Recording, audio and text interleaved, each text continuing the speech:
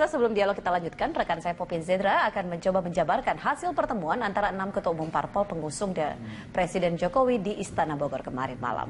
Dan silakan Poppy. Ya, baik Ami, saya coba untuk menjabarkan beberapa poin yang menjadi kesepakatan para pimpinan parpol pengusung Jokowi yang diambil kemarin malam. Sedikitnya ada 6 poin, apa saja saya akan tunjukkan kepada Anda melalui bagan-bagan berikut ini. Kalau Anda lihat memang yang namanya cawapres ini pemirsa adalah salah satu posisi yang memang akan menggiurkan dan juga membuat penasaran banyak orang. Dan ternyata 6 kesepakatan koalisi poros Jokowi ini yang pertama adalah sepakat mengusung Jokowi sebagai cawapres. Capres maksud saya di 2019 tanpa reserve. Jadi memang sudah disepakati akan mengusung Jokowi. Dan menyepakati 6 parpol sebagai formasi solid pengusung Jokowi. Tambahan anggota koalisi harus disepakati oleh seluruh anggota koalisi secara mufakat. Artinya ada 6 parpol lagi yang memang sudah sepakat untuk mendukung Jokowi. Dan jika ada koalisi baru maka harus disepakati oleh koalisi secara mufakat. Dan ini adalah yang ketiga mengenai dukungan parpol pada pemerintahan Jokowi ini harus dilandasi beberapa faktor. Yang pertama adalah itikat baik, mengedepankan disiplin berkoalisi, konsisten dalam berkomunikasi, saling memahami kelebihan dan kekurangan pemerintahan yang harus dikawal dan dikoreksi terus-menerus secara santun, terukur dan juga menjunjung tinggi etika politik. Dan ini sempat dijabarkan ketika beberapa waktu lalu Prime Time juga sempat membahas dan tamu kita adalah atau narasumber kita adalah Romahur Muzi, Ketua Umum P3. Beliau juga sempat bicara bahwa Pak Jokowi akan mengajak semua ketua umum untuk bicara dan ini adalah kesepakatannya. Dan yang keempat adalah menyepakati secara bulat satu nama cawapres guna mendampingi Jokowi yang pengumumannya akan diserahkan oleh Jokowi. Ini adalah bagian yang memang ditunggu oleh banyak sekali pihak di Indonesia. Dan yang kelima, menyerahkan sepenuhnya ke Jokowi untuk menentukan hari baik dari pendaftaran cawapres. Ini adalah poin ke-6, yaitu sepakat memerangi digunakannya hoax, fitnah, dan insinuasi kebencian berlatar sara sebagai sarana pemenangan kontestasi politik. Artinya, dari 6 parpol ini sepakat untuk hal yang 6 disepakati ini dan juga tidak akan berpaling ke lain hati jika salah satu cawapres yang ada tidak diusung Jokowi. Artinya tetap akan loyal terhadap apa yang sudah disepakati oleh koalisi poros Jokowi. Selanjutnya ini adalah 6 nama cawapres Jokowi. Anda bisa lihat di sini. Kalau kita lihat dari kalangan parpol, ini sudah terlihat ya warawiri di media, banyak juga yang sudah pasang billboard gitu karena biasanya ketua umum adalah yang diusung dari parpol itu. Yang pertama adalah Muhaimin Iskandar, Ketua Umum PKB, kemudian yang kita tahu dari Golkar juga ada Erlangga Hartarto di sana. Dan ini adalah Muhammad Romahur Muzi atau Ketua Umum P3 atau yang sering disebut-sebut adalah cawapres milenial nih.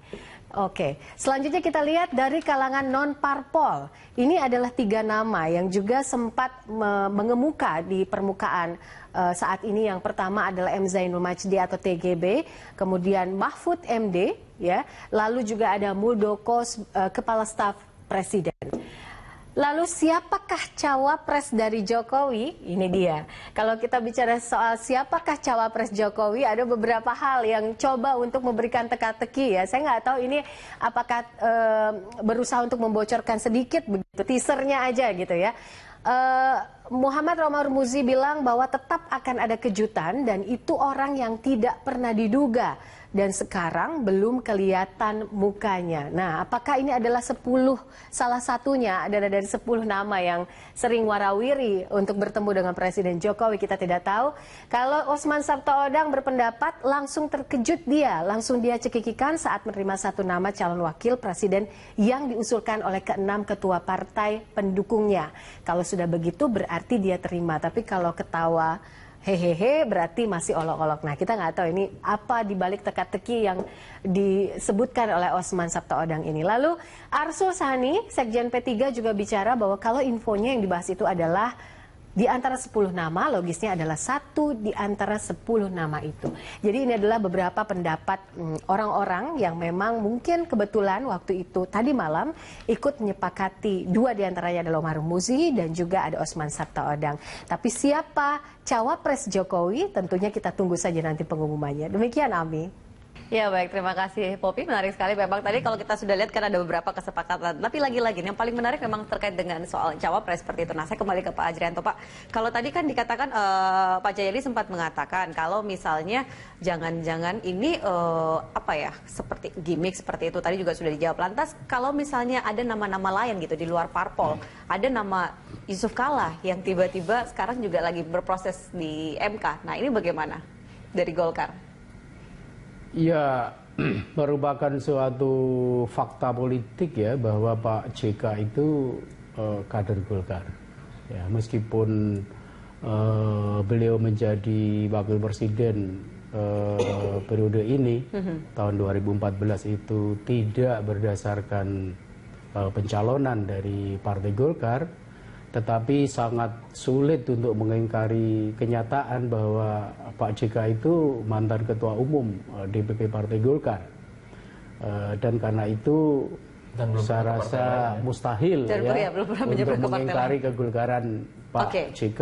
Juga jadi Golkar belum pernah ke kalau misalnya itu JK lain. Kalau membaca apa yang menjadi kesepakatan pertemuan tadi malam, 6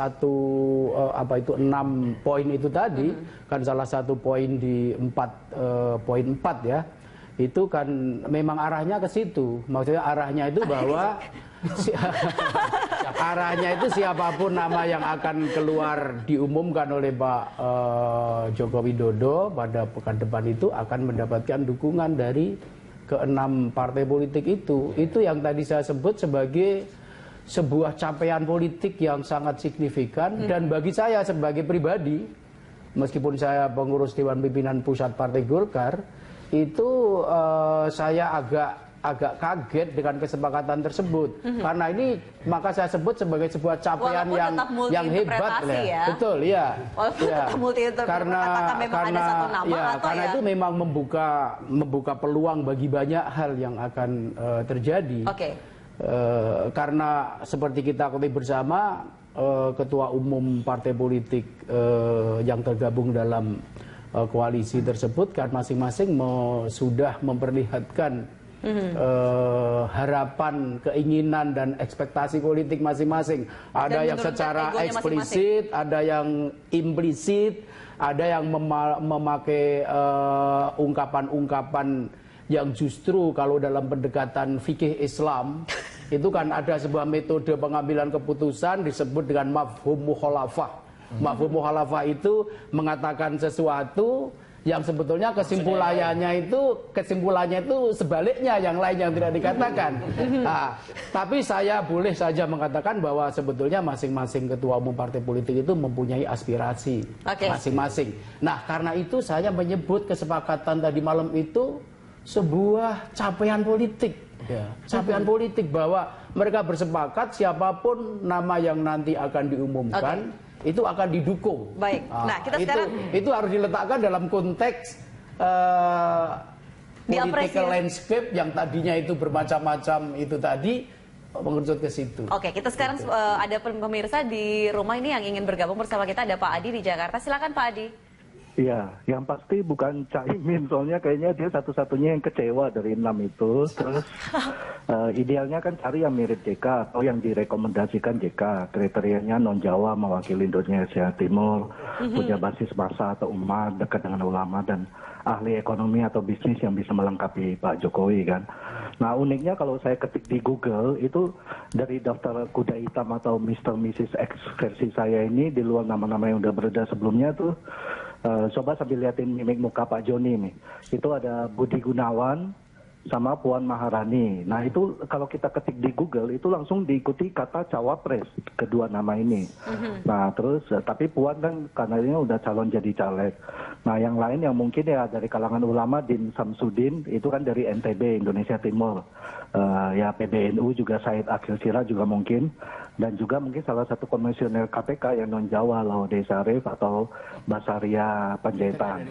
Terakhir ya Kapolri Tito Karnavian, mungkin itu sih, yang lain lain ya kalau udah beredar itu mungkin cuma untuk mancing aja gitu. Oke. Tapi PGB juga mungkin masih sama Mahfud ya, kalau yang lain sih mungkin enggak sih gitu. Oke, baik, kita sudah dapatkan intinya. Terima kasih Pak Adi sudah bergabung bersama kami. Nah, tadi kalau Pak Adi bilang kan bahwa sebenarnya ada banyak sekali nama yang ini sekarang itu yang disodorkan itu ya sebenarnya apa ya? Ibaratnya untuk mengalihkan lah seperti itu. Jadi kalau mau komentar ya begini. Tadi sepakat sekali dengan disampaikan oleh Kalau tidak sepakat tidak koalisi lah Pak. tadi. Ini kalau kita flashback ya, pada saat Rakernas keempat Partai Nasdem 2017 itu dihadiri oleh 15.000 pengurus seluruh Indonesia. Jadi lebih dari sekedar Mukernas. Atau Munas. Ini 15.000 pengurus. Dan pada saat itu kita putuskan Pak Joko Widodo sebagai capres dan atas intuisi politik dari Ketua Umum Nasdem Pak Abang Surya Paloh menyerahkan dan memberikan kewenangan sepenuhnya memilih cawapresnya kepada Pak Joko Widodo. Dan konsistensi itu berlangsung terus sampai tadi malam. Ini dikatakan bahwa mengusung Jokowi tanpa reserve. Ini without reserve. Without reserve. Dan ini satu keadapan politik yang baru, ya. Ini keadapan politik yang baru di mana ini ada tingkat trust level ya, kepercayaan yang tinggi memberikan kepada capresnya dan konsisten. Ini konsisten. Jadi kalau kita lihat riwayat dari perjalanan capres cawapres ini masih sejalan apa yang disampaikan di saat awal oleh Nasdem sampai tadi malam itu sejalan dan kami meyakini, kami juga sudah menyampaikan kegegap gempitaan respons publik terhadap paslon yang akan diumumkan nanti itu akan terjadi. Dan itu saya kira untuk kepentingan Indonesia. Saya untuk kepentingan soal Pak JK Indonesia. saya tidak tanyakan lagi ke Nasdem karena kita tahu waktu kalau Pak JK saya juga, komentar sedikit ya.